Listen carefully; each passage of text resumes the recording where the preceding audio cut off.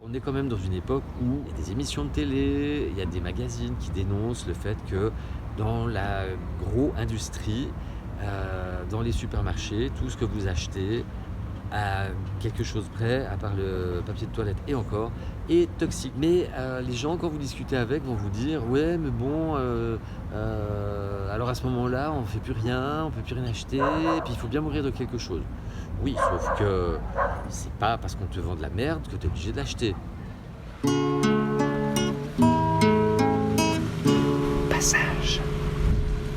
Bonjour à tous, bienvenue sur la chaîne des petits passages. Aujourd'hui une vidéo qui s'intitule J'ai pas le choix, vraiment. J'avais fait une fois une vidéo qui s'appelait J'ai pas le temps, vraiment.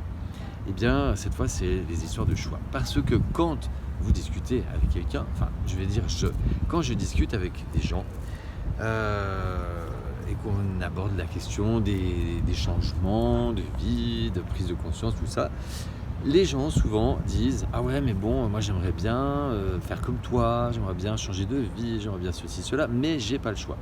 Et juste après, très souvent: «Ouais, bon, c'est vrai que j'aurais le choix, mais je perdrais mon confort». Voilà, donc il y a cette notion de confort, de petit confort qui vient souvent, et c'est compréhensible, parce qu'on y est habitué.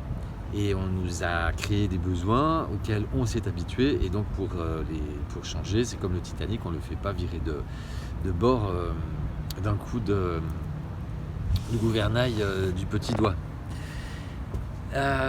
Donc ces choix, en fait, ça implique effectivement de sortir de sa zone de confort, ça c'est indéniable, et ça fait l'objet de 2 vidéos, je vous mets les liens à chaque fois. Mais en même temps, c'est intéressant de se poser les vraies questions et à un moment donné de se demander vraiment de quoi on a envie et besoin dans notre vie afin de pouvoir faire ses choix. Et donc ça implique de connaître ses besoins évidemment. Alors après je vais subdiviser en plusieurs catégories. Si on prend par exemple au travail, on entend souvent les gens se plaindre, la plupart des gens ne sont pas satisfaits de leur vie professionnelle, enfin de leur vie tout court, mais on va rester sur le professionnel. Mais dans le concret, au travail, ils font leur travail, ils font ce qu'on leur demande, ils ont des conditions qui leur déplaisent, ils râlent en rentrant à la maison, le conjoint en prend plein la figure, si c'est pas les enfants, on râle au café, entre collègues, quand le chef est là, tout va mieux, quand il y a une réunion, tout va bien. Si je résume, je caricature un petit peu, mais en fait, voilà. Et le travail, quand vous le faites, le message que vous donnez, je vous rappelle la vidéo sur le consentement, le message que vous donnez, c'est: il n'y a pas de problème. Le chef, il s'en fout de savoir si vous êtes content, pas content, vous rentrez chez vous, vous n'êtes pas content, il s'en fout. Vous faites le travail, c'est tout ce qui l'importe. Donc, le choix, en fait, quand on fait les choses, c'est par peur, la plupart du temps, c'est pour la peur de se faire virer. Mais il y a des moyens. Il y a des moyens d'affronter cette peur. Alors, il y a des gens qui n'ont pas peur, qui osent tenir tête à leur hiérarchie de façon individuelle. C'est ceux qu'on va facilement appeler les grandes gueules, ou qui se désignent eux-mêmes comme des gens qui ne se laissent pas faire, voilà, qui ont du caractère. On peut s'inspirer d'ailleurs de ces personnes, mais après, il peut aussi s'agir de faire la force par l'union.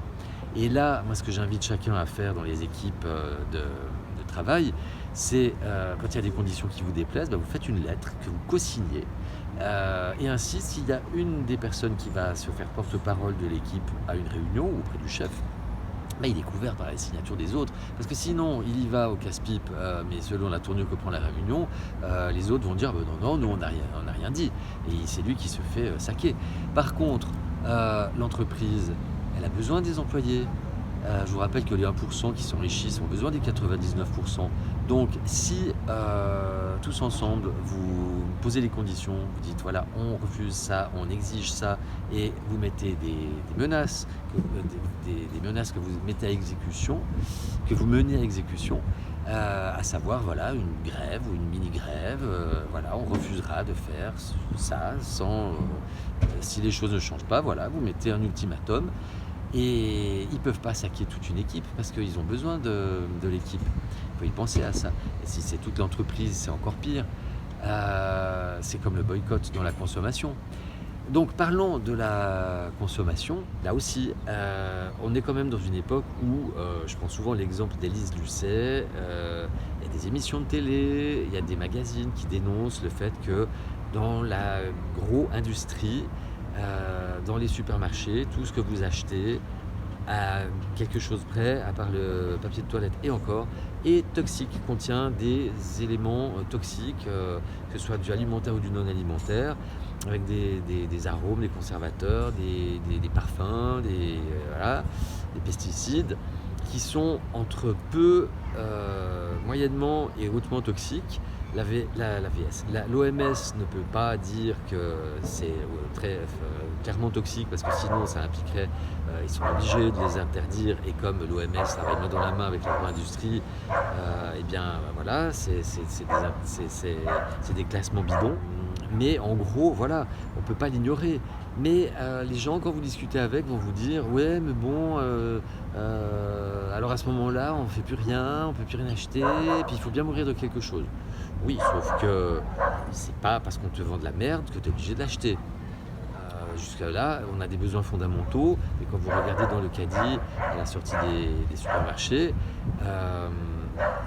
c'est pas que du besoin fondamental. Soda, biscuits, gâteaux, céréales Kellogg's et autres sont parfaitement toxiques et elles ne sont pas indispensables. On peut prendre des produits non raffinés, non transformés pour couvrir ses besoins. Et on fait aussi des économies, là clairement. On peut très bien se nourrir en faisant des économies, ça ne coûte pas forcément plus cher. Ça c'est un mythe. Je ferai peut-être une vidéo sur le sujet, mais voilà. Parce que ce qui coûte cher, c'est les aliments transformés, la viande. Et si vous achetez de la viande en supermarché, c'est pas de la viande. Ça a l'apparence de viande, vous allez bouffer des hormones, des antibiotiques, et puis l'énergie de la souffrance animale, ça vous allez vous la prendre aussi dans votre corps et dans votre esprit. Voilà, les gens se cachent derrière faut bien faire mourir de quelque chose, on n'a pas le choix, parce qu'en fait ils ne veulent pas remettre en cause les habitudes de consommation. Et on entend souvent les gens dire ouais mais alors on sait bien, on sait bien, mais tu veux faire quoi? C'est d'où le nom du groupe Facebook que j'avais monté avant de créer cette chaîne YouTube. Et donc tout autant que l'union fait la force, le boycott a aussi son impact. Ceux qui vous disent que le boycott ne sert à rien, là je vous rappelle que derrière une information, il faut toujours regarder qui est derrière l'information, et celui qui est dans l'agro-industrie a tout intérêt à faire croire que le boycott ne sert à rien. Mais c'est très facile de faire croire telle ou telle chose, il faut toujours prendre de la distance face à l'information. Voilà, au niveau consommation, il y a aussi on a la visite d'un chien qui est très animé.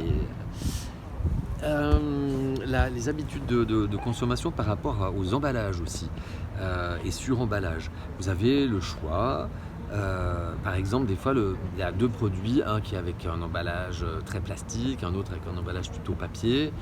Vous pouvez choisir celui qui est dans un emballage en papier, ou celui qui n'a pas de sur-emballage. Et après, il y a aussi tous les produits qui sont vendus dans du plastique dont on n'a pas forcément besoin.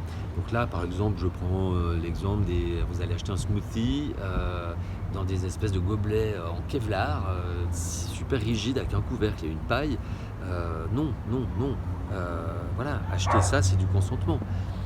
Donc oui, c'est se priver, effectivement, mais à un moment donné, il faut savoir faire des choix, hein, c'est le titre de la vidéo, et sortir de sa zone de confort aussi. Et signifier aux marchands, moi je vous aurais bien pris, c'est comme les boissons, les cafés dans les gobelets jetables, donc là, ça fera aussi l'objet d'une vidéo, mais qui sont en plastique ou en carton, ils ne sont pas recyclables. Enfin, ils ne sont pas recyclés. Voilà, ils sont peut-être recyclables, mais les biodégradables, ils sont recyclables uniquement en conditions d'usine, ce qui n'est pas le cas dans les composts de jardin. Donc, inutile de le mettre dans votre compost de jardin. Et si vous le mettez à la poubelle, il sera incinéré.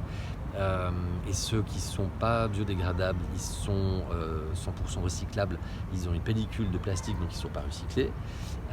Voilà. Donc c'est un growler. Donc signifiez aux marchands, moi je vous aurais bien pris cet article, cette boisson, ce smoothie, ces fruits coupés, mais je ne le prends pas parce que c'est dans un contenant qui n'est pas recyclable. Voilà. Et vous pouvez très bien aller quelques bistrots plus loin jusqu'à ce que vous trouviez quelqu'un qui fait le café dans des tasses. Vous n'êtes pas obligé de le prendre à l'emporter.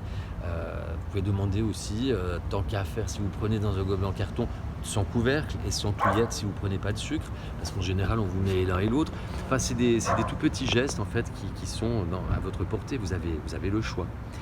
Et après, donc dans les modes de vie, là aussi, on n'est pas satisfait de nos vies, mais il y a de plus en plus de gens qui arrêtent de travailler. Là, je suis tombé sur une vidéo l'autre jour, je vous mets peut-être un petit extrait. Il y a énormément de gens, depuis le Corona Circus, qui ont changé de travail ou qui ont arrêté de travailler pour se reconvertir, pour se mettre à leur compte. J'étais tombé sur une autre vidéo également où nous avons des jeunes ingénieurs dans l'agro-industrie, dans l'agriculture, qui dénoncent en fait l'agriculture industrielle et tout ce qu'on leur apprend en fait dans les écoles d'agriculture, et ils balancent clairement en fait que c'est pour enrichir les labos, que on leur apprend à empoisonner la terre, et ils se sont positionnés en choisissant des nouvelles vies, des nouvelles activités qui sont durables. Et ils ont fait une très très belle vidéo, je vous mets un petit extrait, je vous mettrai le lien également. Les diplômés de 2022 sont aujourd'hui réunis une dernière fois après 3 ou 4 années à AgroParisTech. Et nous sommes plusieurs à ne pas vouloir faire mine d'être fiers et méritantes d'obtenir ce diplôme à l'issue d'une formation qui pousse globalement à participer aux ravages sociaux et écologiques en cours. Nous ne nous considérons pas comme les talents d'une planète soutenable. Nous ne voyons pas les ravages écologiques et sociaux comme des enjeux ou des défis auxquels nous devrions trouver des solutions en tant qu'ingénieurs. Nous ne croyons pas que nous avons besoin de toutes les agricultures. Nous voyons plutôt que l'agro-industrie mène une guerre aux vivants et à la paysannerie partout sur Terre. Nous ne voyons pas les sciences et techniques comme neutres et apolitiques. Nous pensons que l'innovation technologique ou les start-up ne sauveront rien d'autre que le capitalisme. Nous ne croyons ni au développement durable, ni à la croissance verte, ni à la transition écologique, une expression qui sous-entend que la société pourra devenir soutenable sans qu'on se débarrasse de l'ordre social dominant. Donc il y a beaucoup d'espoir, seulement voilà, il faut sortir de sa zone de confort, faire des choix, ça implique aussi de ne pas se mettre ce que j'appelle les chaînes, les boulets. Ça implique alors les fréquentations. Choisissez bien vos fréquentations. De nouveau, si vous êtes avec des gens qui sont dans la méchanceté, le ragot, la moquerie, c'est des basses vibrations. Vous allez perdre votre temps avec ces gens. Si vous avez envie d'évoluer, vous n'évoluerez pas, très peu. Donc ça implique vraiment de fréquenter des gens qui ont les mêmes aspirations. Ça n'empêche pas de les aimer et d'écouter leurs propos, parce que c'est l'ouverture d'esprit, mais vous n'êtes pas obligé de les fréquenter, parce que vous vous faites du mal sans vous en rendre compte. D'ailleurs, souvent, c'est des gens, si vous regardez, vous ne pouvez pas vraiment être vous-même avec. Du coup, vous jouez un rôle pour leur plaire, pour faire partie du groupe. Dans les fréquentations, il y a également la vie de couple. Si vous n'êtes pas satisfait dans votre vie de couple, regardez une bonne fois pour toutes que faire de ce couple. Est-ce que ça vaut vraiment la peine de rester ensemble jusqu'à se tirer les assiettes à la figure?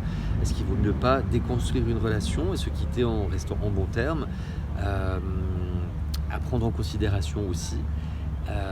Enfants ou pas enfants, les enfants préfèrent souvent que les parents se séparent, qu'ils se disputent devant leurs yeux tous les jours et tous les soirs, avec ou sans alcool. C'est également le crédit. Le crédit, c'est the boulet numéro 1. Si vous vivez au-dessus de vos moyens, plus vous avez de crédit, plus vous êtes obligé de travailler encore plus pour payer les factures, parce qu'il y a les factures incompressibles, dépenses d'énergie, d'assurance, sur lesquelles on peut agir. Mais par contre, le crédit, si vous vivez au-dessus de vos moyens, là, vous pouvez agir. Et vous allez devoir travailler encore plus. Si vous perdez votre emploi, vous vous mettez encore plus dans la M. Donc crédit, vraiment à éviter absolument, surtout à l'heure actuelle. Voilà. Donc voilà ce que j'ai envie de vous dire par rapport au choix. On a quand même des choix qui sont devant nos yeux, mais ça implique, c'est la méthode simple pour changer le monde. Vous regardez cette vidéo, vous avez les 5 critères: se connaître, connaître le monde. Après, une fois qu'on a bien connu les tenants et les aboutissants, se dire, voilà, est-ce que je consens? C'est comme dans Matrix, pilule bleue, pilule rouge, ou est-ce que je ne consens pas? Ensuite, c'est oser faire des choix et se lancer, ni plus ni moins.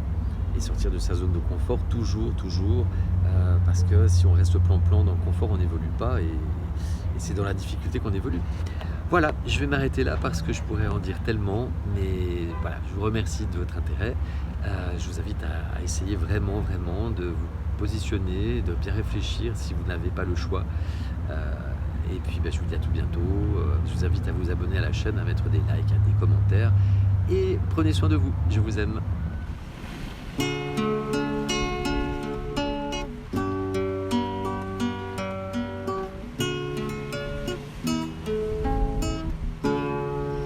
Les petits passages,